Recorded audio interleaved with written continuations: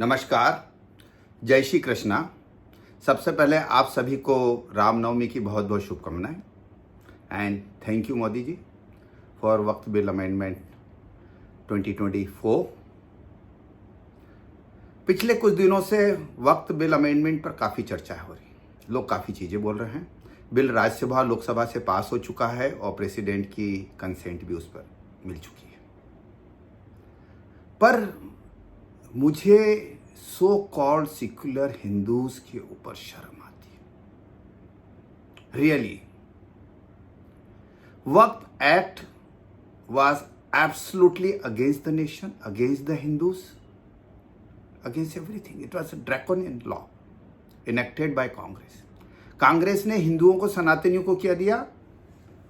Places of worship act 1991, according to which हिंदुओं के जो मंदिर, धार्मिक स्थान, जो मुस्लिम आक्रांताओं ने जो बाहर से आए थे, डिस्ट्रॉय किए थे, डिमोलिश किए थे, उनको वो रिक्लेम नहीं कर सकते। और इतना ही नहीं, हिंदू जो हैं उसको लेकर के कोर्ट में भी नहीं जा सकते। उनके जो संवैधानिक राइट्स थे वो भी प्लेसेस ऑफ वर्शिप 1991 में कांग्रेस ने विड्रॉ करवा दी।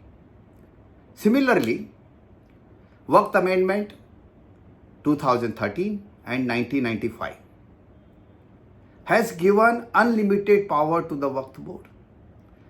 उनको ये पावर दी गई, हमको तो मना कर दिया, उनको ये पावर दी गई if the Waqf board feels कि आज से 1000 साल 500 साल पहले भी कोई प्रॉपर्टी उनकी थी तो वो प्रॉपर्टी उनकी होगी।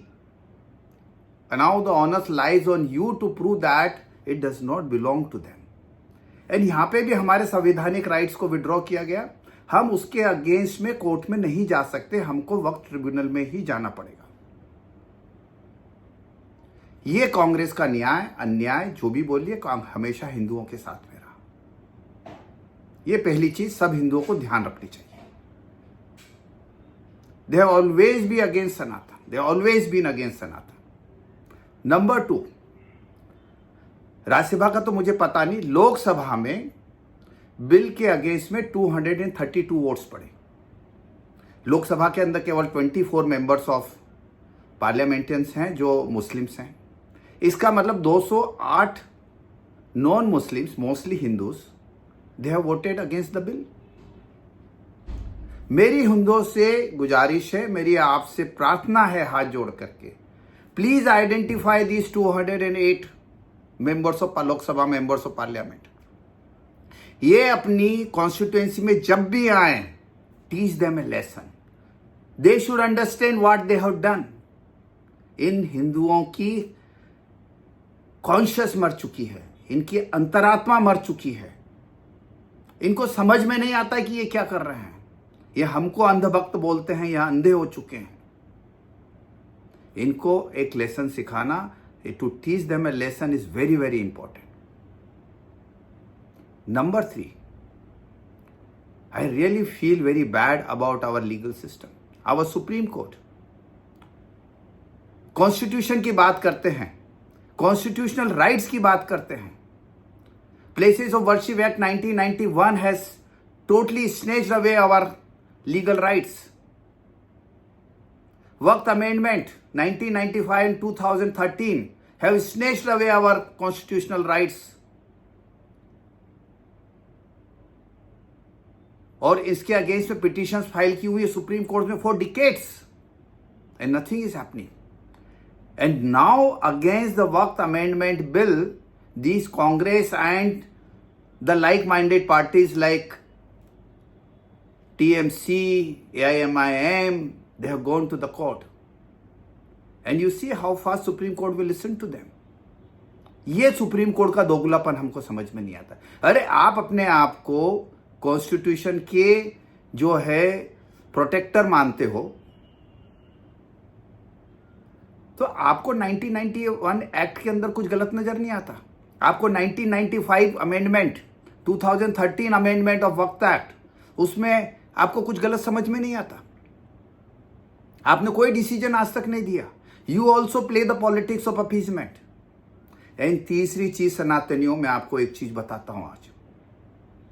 आपने हुगली के ईदगाह मैदान का केस सुना होगा। Thanks to supreme court in that particular case. वक्त एक्ट के अंदर एक प्रोविजन था, वक्त बाय यूज। इसका मतलब यह हुआ कि यदि, एंड वंस ए वक्त ऑलवेज ए वक्त, यदि किसी जगह पर इन्होंने एक बार नमाज पढ़ ली या कोई अपना रिलीजियस एक्टिविटी कर लिया तो वक्त घोषित हो जाएगा। अब सोचिए, मुंबई की सड़कों पर, हिंदुस्तान में इतने शहरों की सड़कों पर हर एक फ्राइडे को नमाज पढ़ी जाती है। And according to this act, after 50 years, 100 years, they will say on every Friday we used to pray on this road, so this road belongs to us. This road belongs to the Waqf board. That was the provision in the Waqf Act. How dangerous the plans of Congress are. They want to convert this nation to an Islamic nation. Nehru and Jinnah have done it in 1947. Congress has been trying hard to make the Hindus a second-class citizen and again create a Muslim Raj in this country. हमको क्या मिला? Hindu code bill. उनको क्या मिला? Muslim personal law. So my friends, please think, teach these people a lesson, and especially the parties like Uddhav Thackeray, Shiv Sena, जिनका भी अभी नया नया बैप्टिज्म हुआ है। मुझे तो रियली बहुत दया आती है, बहुत सोच करके दुख होता है कि बाला साहब की आत्मा कितनी रोती होगी अपने पुत्र की इन हरकतों को देख करके, जो कि पावर के नशे में अपने सब सिद्धांतों को, अपने पिताजी के सिद्धांतों को भूल चुका है। Please ensure in the upcoming BMC elections, these people are taught a lesson. जय हिंद, जय भारत।